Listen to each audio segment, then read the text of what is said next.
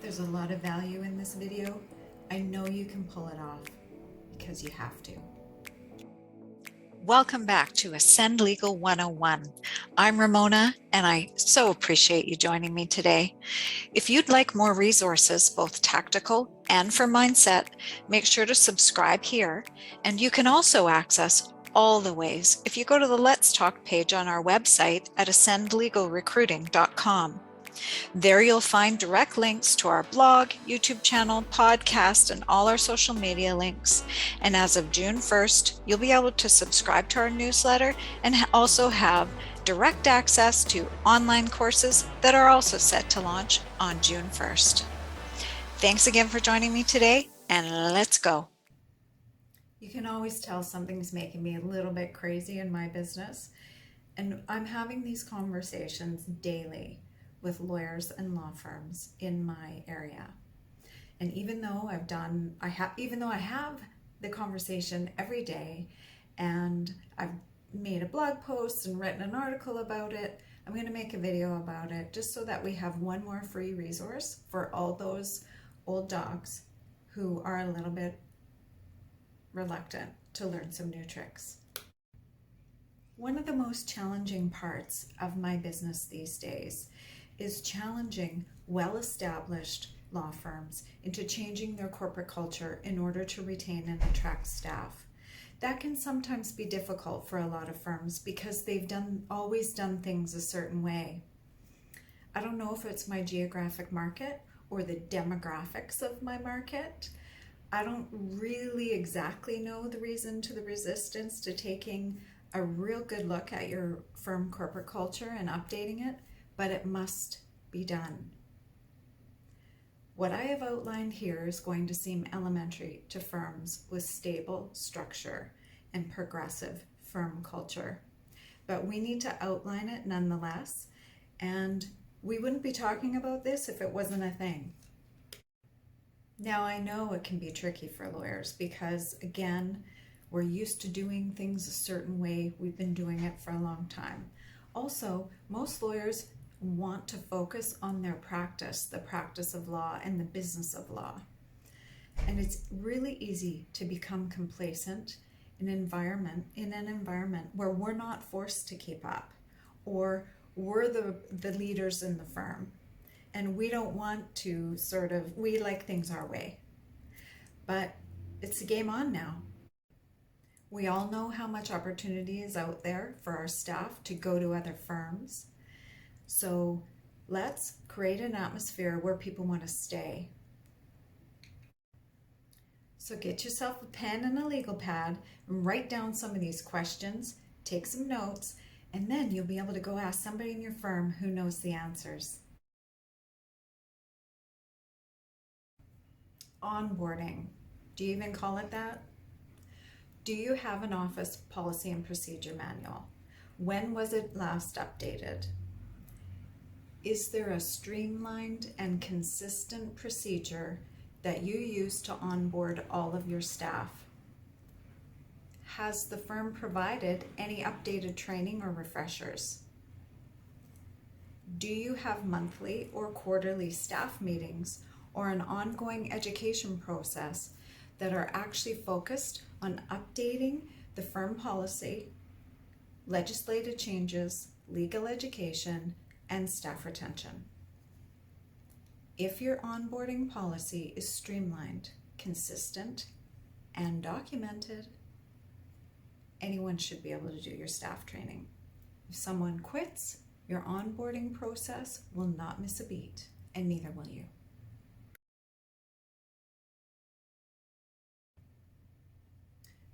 Let's talk about staff training. Who on your staff is in charge of training new hires? What is their role in the firm? Is it just a free-for-all?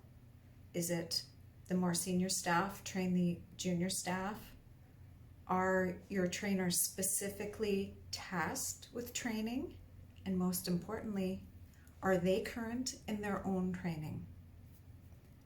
And what about bookkeepers and other lawyers? In law firms, it's important that every member of your staff has a good understanding of general and trust accounting. Even if that's not your job, you still have to know about it. And if this is part of the required training, and it should be, who's providing that training? And do they have a solid understanding of the regulatory issues surrounding trust accounting? I'm just going to repeat this part over and over and over.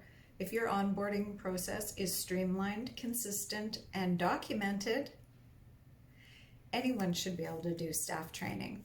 And if someone quits, your onboarding process should not miss a beat. Oh, and neither will you. Setting your new hires and your old ones too up for success. Do you have a process that sets your new employees and continues to direct your long-standing employees in the direction of success? Or is your process to just throw them in the deep end? I see that a lot. Are you really setting up your new hires for failure? That's an important question. We never think we're doing that, but if we take a really good look at what our process is when we onboard new employees, we often discover that's exactly what we're doing. Do you have opportunities for your staff to take personal development or soft skill development courses as part of their continuing education component? Particularly if they have a lot of client contact and you work in an area of law that is quite combative, like family law or criminal law. Also, does your benefit package include counseling or opportunities for that kind of thing? Because the very last thing we want is our staff to be dragging around our clients' baggage. I submit that this is going to encourage a really healthy firm culture, and if you allow for educational opportunities, you will create people who want to lead and mentor in your firm. And I know, because I was one of them, that you have a lot of influential people in your firm, and for them to have a healthy attitude, a healthy outlook on life, that will enforce this culture of leading and mentoring the younger staff. Do you even have a continuing education component? I suppose you need to write down that question.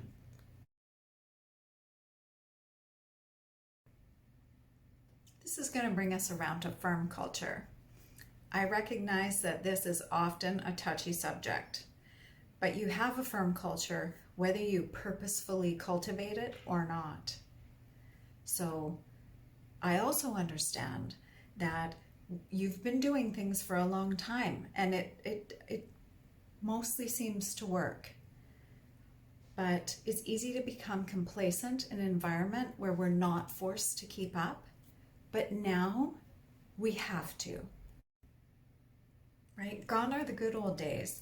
Some of our new and emerging leaders have grown up in Me Too and Time's Up and other social justice movements. How do you want that to go in your firm? And you know what I'm talking about. Let's take a look at our attitudes in the office. If you don't believe your current staff are appropriate for providing training or onboarding new staff, why is that? If you have a lot of staff turnover in a very short period of time, why is that? You are lawyers. Has a pattern of behavior been established that's indicative of the general culture of your firm? If I were part of a regulatory body investigating your firm, while I'm looking at your documentation, what else am I going to see if I take a deep dive into your firm culture or even just observing your firm culture?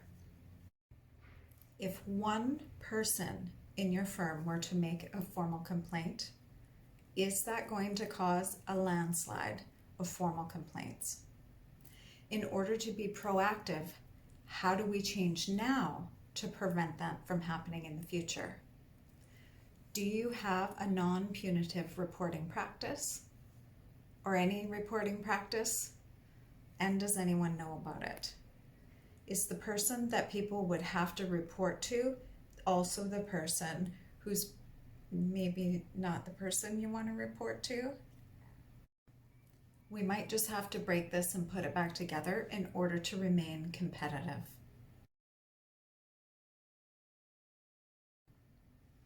So we all know your responsibility as an employer.